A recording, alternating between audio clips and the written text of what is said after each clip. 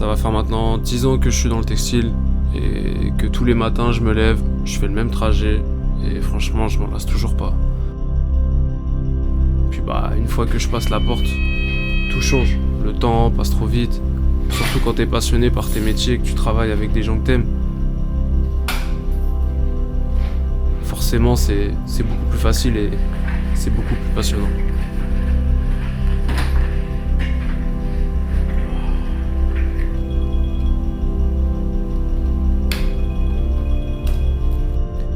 Je m'appelle Rémi, j'ai 28 ans, je suis le créateur de la marque Waze depuis maintenant 6 ans.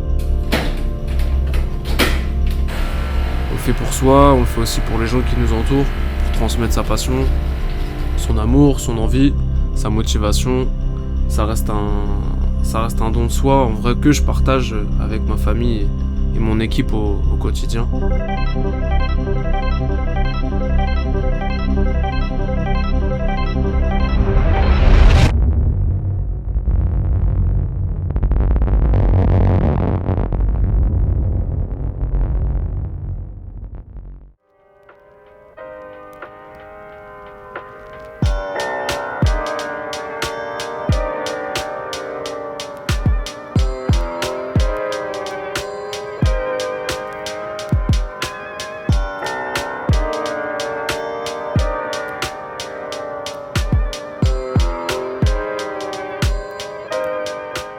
Quand j'ai créé la marque de vêtements, je me suis pas dit que j'allais créer une entreprise pour qu'il y ait des gens qui viennent y travailler et qu'on puisse grandir.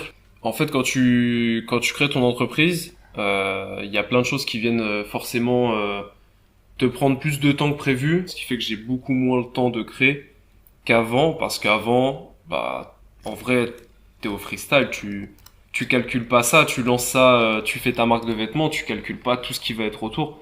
J'avais beaucoup plus de liberté concernant la création des vêtements. Il y avait beaucoup moins de pression.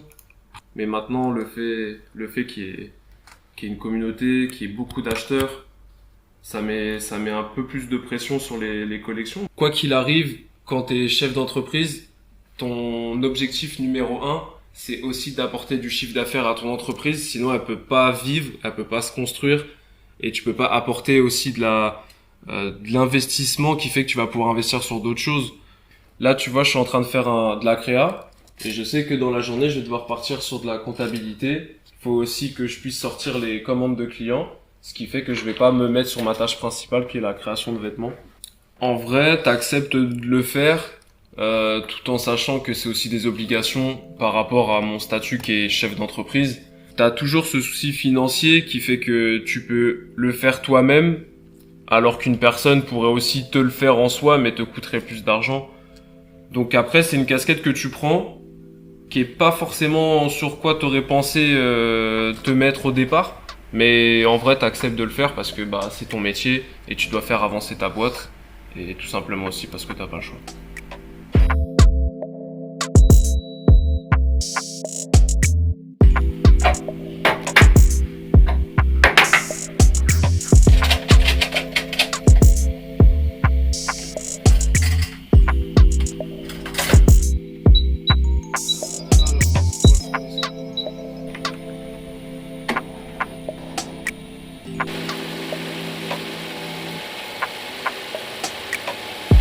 Ce que j'aime avant tout, c'est de me lever tous les matins, déjà de me dire que je vais travailler avec ma famille, que je vais me lever et faire des designs pour ma marque de vêtements et les vendre.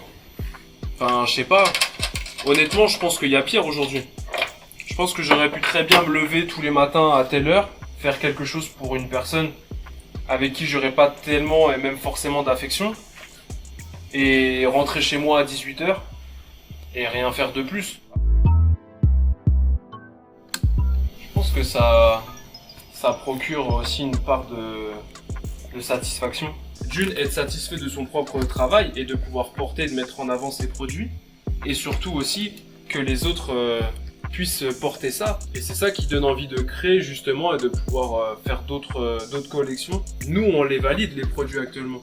On les porte, on les adore, on les rock tous les jours. Mais est-ce que justement de voir d'autres personnes avec, ça ne gratifie pas plus ton travail. Pour moi, c'est pour ça justement que j'aime créer. Je pense qu'aujourd'hui, tu peux avoir une part de création ou artistique dans ton travail, mais tu ne peux pas forcément être encore un artiste si tu dois mettre en avant d'autres obligations. Ce qui fait pour moi qui excède l'art aujourd'hui, c'est cette forme de liberté d'expression aussi. Je pense que je me définis plus comme un réel entrepreneur que comme un réel artiste. C'est ici. Merci, c'est gentil. Bonne journée. Au revoir. J'ai faim de ouf. Ok. Ouh. Ah ouais, ça a l'air d'être bon, hein. Des fois, suivre des tendances et de te dire que bah ouais, y a telle marque qui a fait ci, qui a fait ça, donc peut-être que potentiellement c'est eux qui ont raison, je sais pas, de faire du orange cette année, de se dire bah allez, on va faire du orange parce que ça fonctionne. Bah indirectement, c'est ce qui fait que ta créativité au final elle se développe pas forcément. T'as un exemple actuellement dans la musique justement qui est très marquant, c'est la drill.